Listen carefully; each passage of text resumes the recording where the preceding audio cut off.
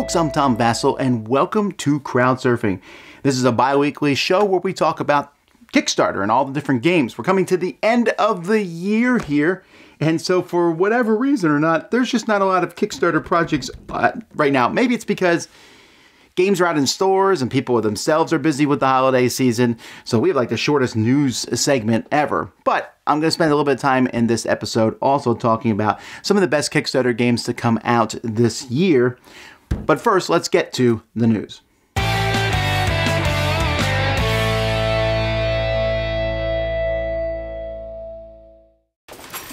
Well, like I said, there's not a whole lot going on. There's just 4 things I have to talk about today. First, we have the Book of Dragons. Now, this is a deck of cards using dragon artworks. It's from Robert Burke Games. He did a dragon game earlier, and this artwork is fantastic. I have some of it on my walls at home, actually, but the dragons are different color dragons. They're facing in different directions. Like the ratios are off differently. So it's kind of like a deck of cards. And then what can you do with it? Now, these projects always make me a little wary because it's like, well, you know, how many, I want one really good game. And so there's lots of designers doing them. The 2 biggest names, I guess, on the list, Martin Wallace and Mike Fitzgerald. There's even a chance for you to design a game if you back the project that's included in this book. It looks really cool. We'll have to wait and see. There's a lot of games, but how many of them will be good? Then we have Simulacra Games, The Wilson Wolf Affair. This is my pick of the week, actually. In fact, I backed this myself. Now, it is a very pricey thing. I debated backing it for a while. This is just a huge box of memorabilia from the early 20th century about cartoons and animation, and it's like just the stuff. But as you go through it, you find that it's really puzzles. So it's kind of like a big puzzle room in a box. It looks really cool. And so I'm hoping it's really enjoyable, and I hope there's as much content as they're promising, like tons and tons of puzzles. So that's neat. Kill the Unicorns. This is, obviously this one's swinging along based on the name. It's like, hey, unicorns are bad, let's kill them. I'm not even sure if the unicorns are bad, but you're killing them. They're like fantasy cute unicorns. Enough of their ice cream, right? It's a blind bidding style game. Has that cutesy style artwork, so I'm sure people are probably liking that. And then Nemos War, coming with the Nautilus upgrade. This is a refurbishing of the game to some degree. Now, Nemos War is a solitaire game that has gotten very high reviews from the people who've played it. I've not seen it. Z says he's going to try to get a copy and review it. And then this comes with extra stuff. But this is, I think, the most successful purely solitaire game I've ever seen. I mean, there's other Gloomhaven and Seventh Continent stuff are playable solitaire, but this one is straight up solitaire, and it seems to be doing really well, and this second Kickstarter is certainly evidence of that. That's all I got for you guys. Let's keep going. Hey, Board Gamers, BJ from Board Game Gumbo here, back with more Kickstarter lineup. That's right, I'm bringing you projects that won't break your budget, but throw in a little something extra. Here's what I've been checking out this week. I love dragons, and I own quite a few big box games just because of that theme. Some have been hits, and let's face it, a few have been swing and misses. But a great project just recently came onto my radar. How about a small box game with beautiful dragon art? Let's check out Book of Dragons by Robert Burke Games with art by renowned digital artist Kareem Bayet. It's out on Kickstarter right now. Robert is publishing what is essentially a deck of cards, but they're not just your regular poker cards. These are larger than normal cards with absolutely gorgeous dragon art on every card. And here's the lagniappe. It's not just a deck. It's also a game system. Color me intrigued by that concept, especially because the designer promises that it is language independent and colorblind friendly. Robert Burke has lined up 16 different designers, all names you're going to recognize like Martin Wallace or Gil Hova or Mike Fitzgerald or Jonathan Gilmore and a host of others. The designers have crafted games that all fit with the deck system. So right out of the box, you've got 18 to 20 different designs ready for you to play. The rule sets are included. There's plenty of time to dive in deep with one of the games or try out all the different games to find one you really like. Hey, let's go back and take a look at those pledge levels. Here's the 2 that I've been checking out. First off, you got the $10 Book of Dragons Tuck Box version The rules won't come in that box, but you do get a PDF file that you can print or review them online if you want. But I'm also looking at the $18 pledge. You'll get the full retail version, a larger box that includes the rule books for all the finished rule sets, and of course, access to the updated rules as more games are added. And there's some stretch goals that promise even more games and maybe even some more how-to videos. You can check out some of the videos they've already done by Dan King, the Game Boy Geek. He's posted how to play videos of 5 of the games already, including Dragon Mystery Rummy, which looks like a really interesting take on the Mystery Rummy series from Mike Fitzgerald. So to recap, for $10 to $18, you get your choice of how to get the game, just a tuck box with the deck, or the full box with the rule set included. And they even throw in print and play files as even more lagniappe if you want to print them out and start playing while waiting for the shipment. So that's Book of Dragons out on Kickstarter right now. Gray Fox Games has recently announced that they are partnering with Robert Bird Games on the final production and on the marketing of the project. What do you think of the game? Let us know in the comments below. And until next time, laissez le bon temps rouler. Oh hey, what's funding? Just enough time to take a quick look at a game that's seeking crowdfunding right now, and today we're taking a look at the second printing of the second edition of Nemos War. So here we're taking a look at Nemos War. This is a game for 1 to 4 players, predominantly a 1-player game, but there is a variant for 2, 3, and 4 players in it that allow for cooperative play or competitive cooperative play as well.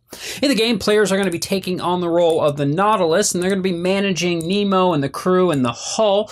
You're going to be going through adventures throughout the deck that relate to the story itself. You're going to be maybe taking on ships, sinking them, and either putting them to tonnage, which depending on your motive that you've selected for this game could be points. You're also going to have the option to salvage them to get upgrades along the way, and the game is going to go like this, taking actions based on the track each round until either you reach a defeat on one of these tracks or the defeat on this one for your particular motive, of which there are 4 different motives in the game. Or if at any point you can't place any more ships out here on the board and you can't reveal any more, then that will also be a defeat. The way to win the game is simply to get through this entire deck here and complete the finale on the game, at which point you have won. You will then count up the points based on your particular motive you've chosen and check for a strength of victory and check that against this epilogue to read out your final story.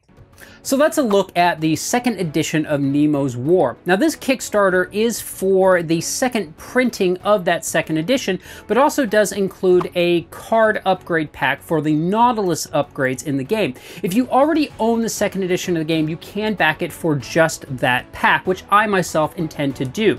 Now I have previously already reviewed this game here on the Dice Tower, and I definitely recommend taking a look at that review if you want a better idea of how the game plays and my full thoughts. I do enjoy how thematic this game is and how the story really does come alive and how you have to really make tough choices, especially depending on which motive you select. I said in my earlier review that this game for me had pretty much replaced Robinson Crusoe as my go-to adventure game, and that still holds true. I also am still not a fan of the multiplayer variant, but I do appreciate it being in the box. I hope that you've enjoyed this rather brief look at Nemos War 2nd Edition, and if you want to find out more, please check out my review here on the Dice Tower, or also check out their Kickstarter page, and I look forward to seeing you folks next time.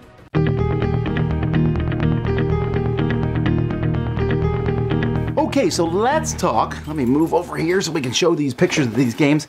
Let's talk about the best Kickstarters of 2017. In fact, I'm going to be talking about this twice. Next time I'll talk about 1 through 5. I want to spend a little bit more time talking about them. So today I'm going to talk about 6 through 15. These are, in my opinion, and I have played every Kickstarter that was released in 2017. I might have even missed some because there's so many different ones. But I want to talk about 10 Kickstarters that I think did really well. I did not consider expansions or deluxe editions of previous games in this. I was looking for new and different games that came out this year. And I also don't care if a company publishes the game or not. You know, some people get, oh, well, that company doesn't count. I don't care. So here we go. My number 15 is Fate of the Elder Gods. Fate of the Elder Gods is one that I really was intrigued with because it takes the Cthulhu thing and spins it on its head. You're the bad guy, and you're fighting against these annoying detectives who are trying to stop you, and there's a lot of them. Has some really cool pieces, gives you some very asymmetrical powers. Just a solid game, production-wise good. Coming from Greater Than Games, has a trio of designers who were fairly well-known. So that's Fate of the Elder Gods. Number 14 is a small little game, Rocky Road a la Mode. Now, I don't like everything that Green Couch has done. In fact, some of the games I've disliked. But this one is little ice cream trucks moving around, and as you get these cards, you get these orders, collecting the ice cream for them. It feels like a much bigger game where these cards are used for multiple things, for orders, for ice cream, for points, and it shrinks it down into a smaller thing. In fact, I wouldn't mind seeing it if it came in one of these bigger size boxes and they expanded it, because I think it's that solid of a game. But for the little game you get, there's a lot of bang for your buck inside this one. Number 13 is Mintworks. This is another small game. In fact, this is the smallest game on my list. This one here is simply a little tiny it's a little tiny worker placement game. It comes in a little tin of, looks like Altoid mints. In fact, the little pieces, white little discs, look like mints. And you're just putting them onto things and scoring points and completing, the cards. Solid little game. Very surprised. Definitely bang for your buck. One of the things I should mention as I'm going through these is just really how well produced the games these days are looking. Don't get me wrong. I'm telling you about my favorite from Kickstarter. There's definitely a lot of awful games. Some of the worst games I played this year were also from Kickstarter too, but there's really great stuff coming. Speaking of which, number 12, Alexandria. Unique theme. Each person the library is burning, so the board is shrinking as you go by. I think they could have did a little bit better on some of the graphic design, but the artwork on the box is amazing. Vincent Dutrait, of course. The whole concept of each person being extremely asymmetrical. They're going to play very differently. They all have the same rules, basically, but their decks of cards are different. I really like that. And motivation felt like a very strong theme. It just felt very unique and different from much of the other stuff that came out this year. Then we have number 11, Plague Incorporated. This is kind of interesting. I was just playing Plague last night on my iPad. And this is a game where you make a disease and try to destroy humanity. Yes, I like to destroy humanity. But porting this to a board game was kind of like, is that going to work? And it really did work well. It's a simple game. It's not that complex. And as you're trying to get your virus to go out and also expand your virus so that it has more chance to control different regions.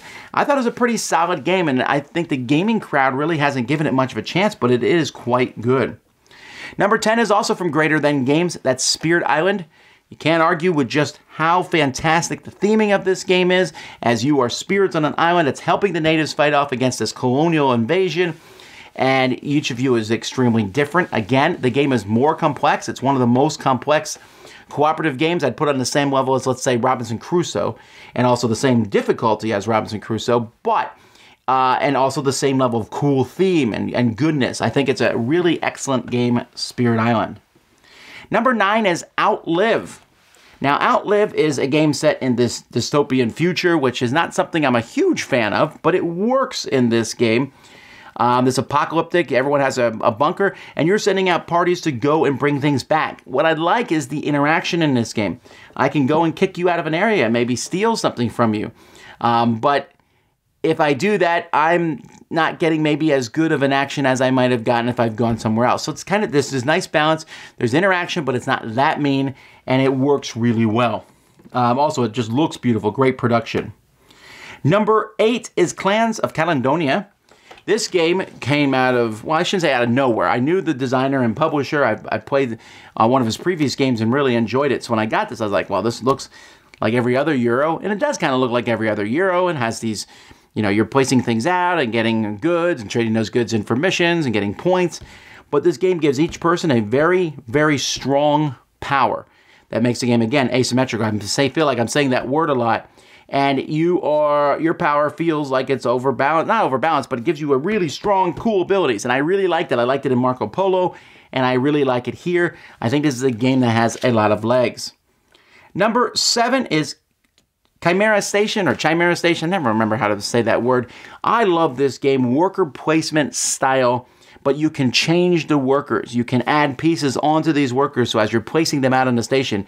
Now, this is, you know, was a little nerve-wracking, I'm assuming, for everyone involved, because when the game comes, it's like, all right, you promised that these pieces were going to go together. Do they fit together well? They do. Do they look good? Yes. But is the game good? And the answer to that is also yes. Tasty Minstrel tends to make a lot of great games. They made many good games this year. This one is probably my favorite. And then number 6, which is the last one I'm talking about today, is Vikings Gone Wild. This is a deck building game based on an app. It has that app-style artwork, but I think it does really well. What Vikings Gone Wild does is you're building your deck of cards and you're going off as Vikings. You can even attack each other and they can defend, but it's not so much as a negative thing for them, but as a positive thing for you. And there's a lot of different strategies to victory. The game plays pretty well.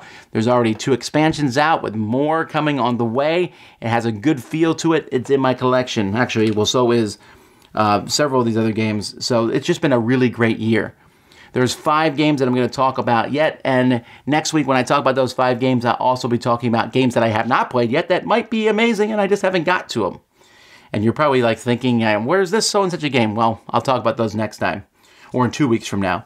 Anyhow, I think this has been just an amazing, spectacular year for games. Let's hope 2018 is just as good.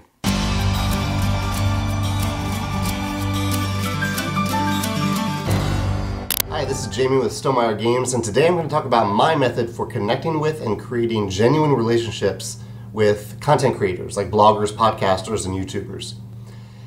My method is to discover these content creators, and there are many ways to discover them, but the easiest way is to look at what other people are listening to or reading or subscribing to on YouTube. You can find this on Facebook, on Board Game Geek, on Reddit. Just see what other people are talking about and what other content they're sharing.